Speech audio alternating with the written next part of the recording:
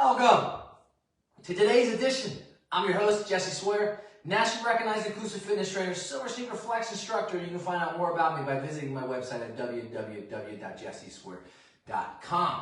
Today, we're going to focus on what I like to call that little shrimp hump on the back of your neck, or somebody that I train would like to call her little shrimp formulation on the back of her neck. And that is really Dowager's neck, or Dowager's syndrome, or Dowager's neck bump, or Dowager's neck hump, or a buffalo hump. However you want to frame it. You can frame it medically as well as a thoracic kyphosis. However, it's a little higher than a thoracic kyphosis, so it becomes more in that cervical region. And this is going to be a three-part series, although today we're going to be focusing on that Dowager's hump, and you can look that up if you'd like. And then we're going to be focusing on stiffness of the arms, of the traps, of the upper back, of the shoulders, in the next two parts of this series. So in this series, we're going to really focus on that Dowager's hump, that buffalo hump. The difference between a Dowager's hump and a buffalo hump is the buffalo hump is typically a fat, cysty type substance that's on the neck, that's just fatty tissue. And then the Dowager's hump is typically where there's a breakdown of that upper part of that thoracic spine leading into the cervical spine, and then you have arthritis, osteoporosis starting occurring, and that's typically from that forward flexion of the head, being sedentary, sometimes not being very active, or even being in that seated position and having some obesity along the way doesn't help either. Could be how you sleep, it could be a past injury, and then typically those symptoms then expand and create tighter traps, or it creates, again, that forward flexion motion. And again, that Dowager's hump is typically right up top here on that cervical region. So I'm going to give you a few exercises today that you can incorporate that's going to assist with trying to reduce that. Now, clearly it didn't get there overnight, right? So it's not going to go away overnight. But here's a few exercises that you can do. And that first exercise is to either be in your seat or in the standing position. I'm going to do all these in the standing position today. And what we want to really do is we want to take those hands down to the side, put them in that neutral position, and we want to engage those scapula initially. So I'm going to roll my shoulders back, and I'm going to keep my head in a nice, good, neutral posture position. And then I'm going to just take my hands all the way up and create flexion. So I'm going to walk back as far as I can here so that I get in the screen the entire way. And I'm just going to hold them up. And what I'm trying to really do in this position as I hold this for 20 to 30 seconds is I'm really trying to drive my scapula, which are my shoulder blades, together. And I'm keeping, again, my head in that neutral position and keeping my hands in this extended position as well. So this is a great exercise really to try to strengthen up that upper back and that neck region so that you can remove or reduce that Dowager's hump or that buffalo's hump, depending on which one it is. Now, medically, I can't diagnose that for you. However, you could get your medical professional to tell you exactly which one that you might be dealing with, again, in a medically condition and terminology.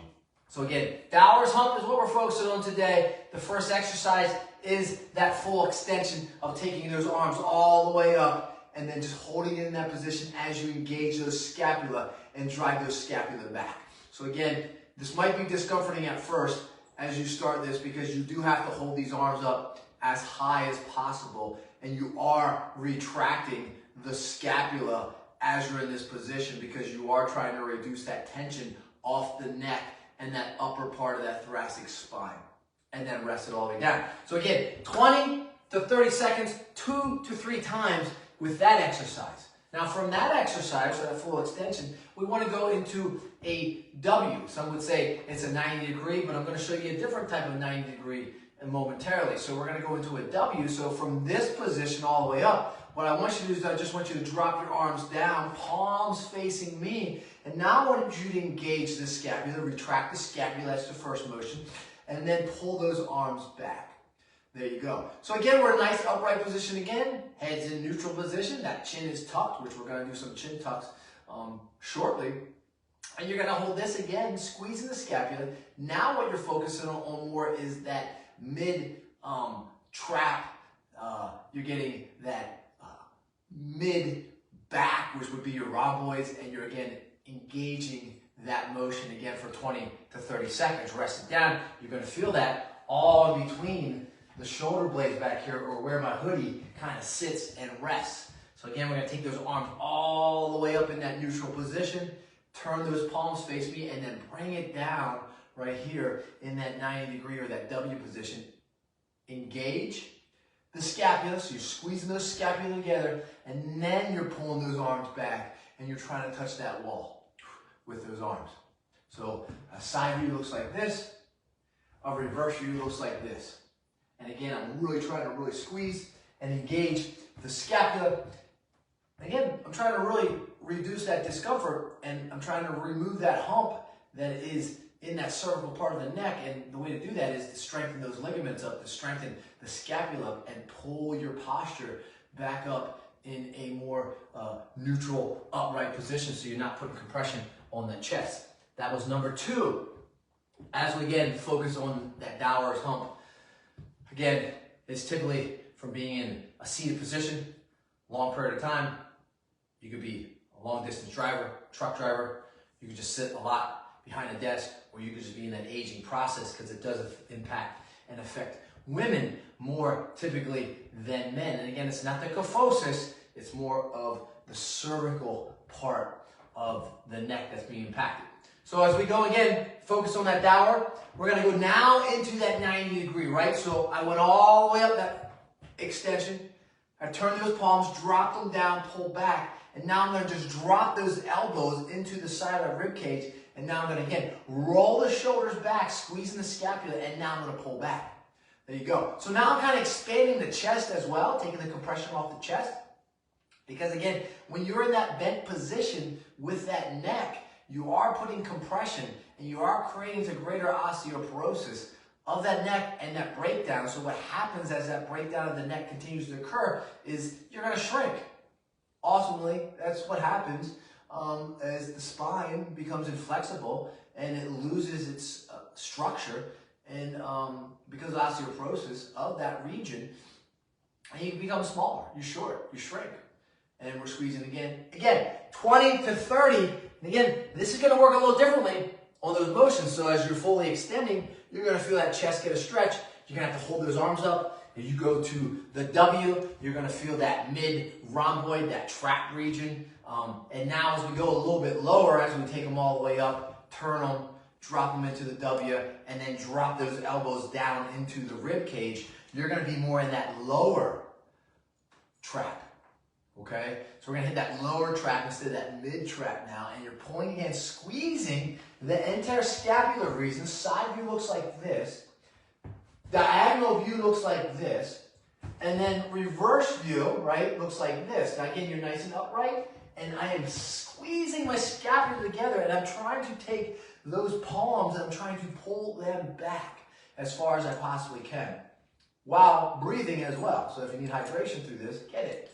Again, we're going to do that 20, 30 seconds, 2 to 3 sets, all 3 of those exercises, and now we're going to go into that 4th exercise. And again, this is a 1-part series of 3 parts. So this is the first part of that 3-part series that we're going to be working on. This is just specifically focusing on the Dowager's neck, or the Dowager's bump that you might be experiencing at home.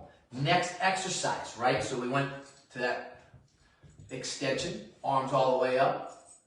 We're going to then turn those palms, face me, drop those elbows, right? You get into that W.